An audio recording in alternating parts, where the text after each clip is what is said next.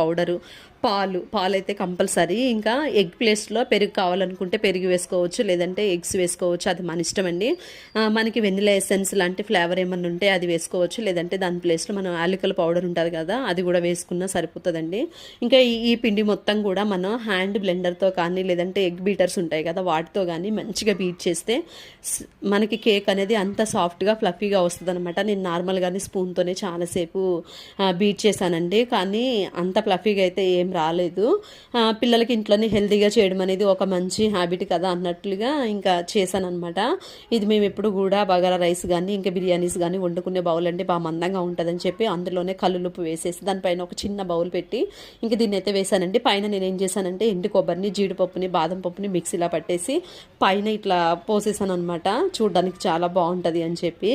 Cake అయితే ఫైనల్గా వచ్చిందండి. టేస్ట్ చాలా బాగుంది. మనం బయట కంటే ఇలా ఇంట్లోనే హెల్తీగా